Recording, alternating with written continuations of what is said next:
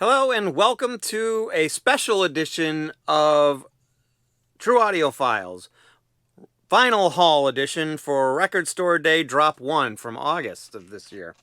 August 2020, for those of you who are looking at this much in the future. So I'm going to go over the records that I was able to get on Record Store Day this year, or not this year, but the first drop, if you will, for the August 2020 Record Store Day drop. I got just about everything I wanted. There's one that I haven't gotten yet because I got it from another place that is getting shipped to me that I'll talk about as well. That's probably the one I'm most excited about. But I will go over all my picks and also some of the goodies that I got while waiting in line. I actually went to my local Newberry Comics where they traditionally give you the ability to pick like 5 titles that you want the most, and then they open and everybody floods in and gets the other extra stuff that they were wanting. So this year, because of COVID, they handled it a little bit differently.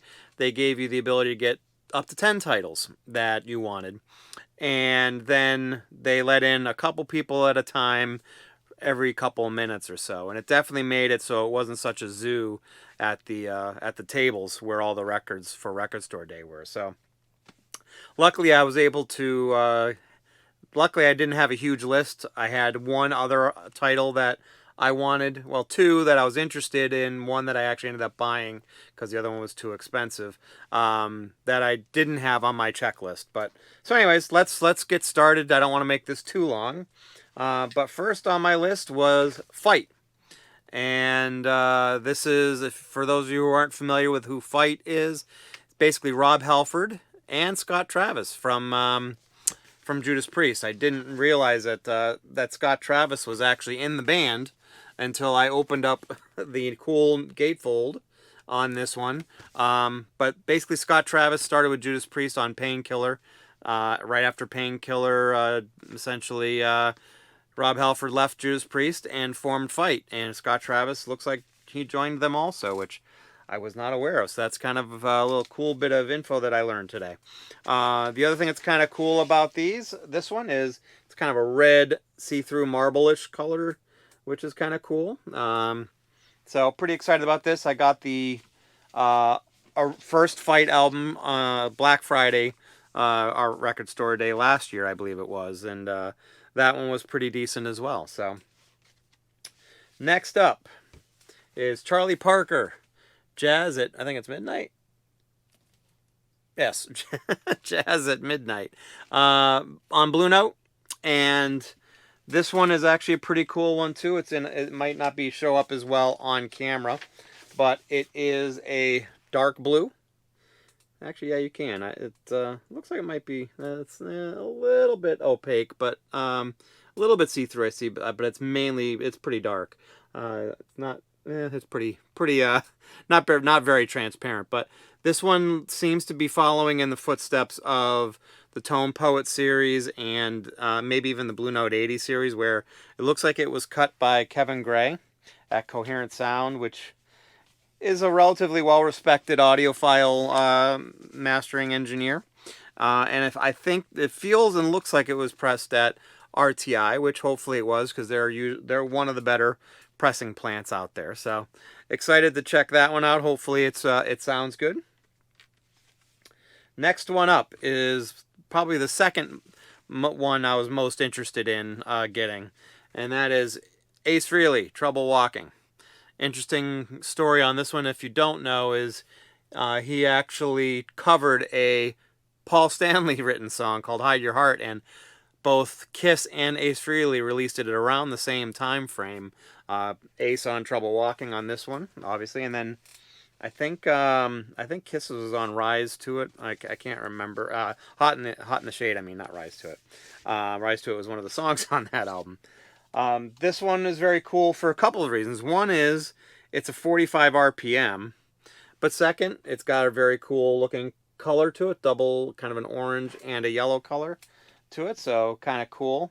The one kind of minor nitpicky thing that I don't like too much about it, as I try to get this record back in the jacket, is that It's not a gatefold, but it does have all the credits, and it has this on the other side. And then on the second record, again, the same part of that, but then it's got all the kind of fun pictures in the studio and things like that. So next up is Gary Clark, Pearl Cadillac. This one was on his last album. The name escapes me, but it was actually one of my favorite albums from last year. But this is a radio edit, and then it says extended version. I don't know if it's the same, if the extended version is the same one that's on his album, but I'm guessing so. Great song. Very reminiscent of Prince. It's on a kind of a pearl colored 10-inch single, which is really cool as well.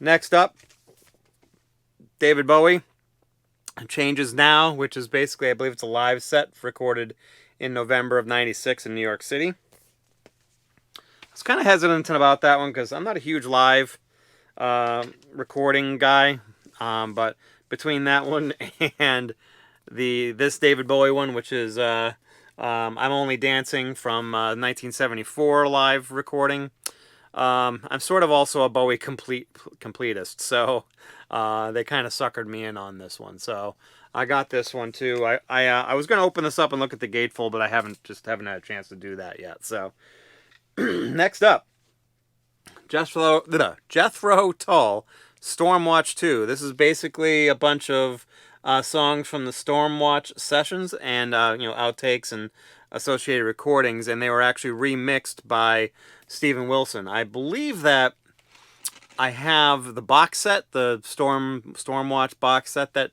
probably has these same recordings on them, but I don't think that they were mixed by Steven Wilson. I think they were just kind of thrown on there the way they were originally. So kind of cool to get that. It'll be interesting to see if those are actually going to sound any different than what are on the CD that I have. So next up is actually Black Crowes, Lions. This one was actually, I think it's their fourth album. As you've probably seen if you looked at any of my previous videos, especially the Desert Island ones, their second album is my favorite, one of my favorites of all time. And this one definitely isn't as good, but I still like it. It's got a kind of a cool gatefold that it comes with. First time this has been out on vinyl since the mid-90s. From what I hear, the mid-90s pressing is very, very valuable. But this is spread out over 2 records. I'm assuming the 90s one as well was, but this is on a cool pink vinyl also, which is very nice. So excited to check that one out.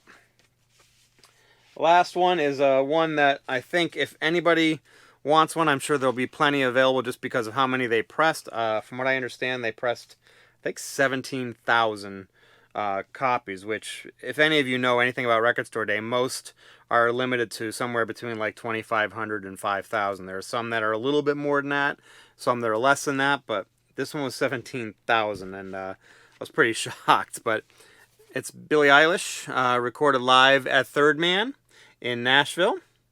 And what was really cool, and I didn't know about this, is that they actually recorded this direct to acetate. So it was basically recorded to record and then pressed. So it's pretty exciting. I'm pretty excited to kind of check that out.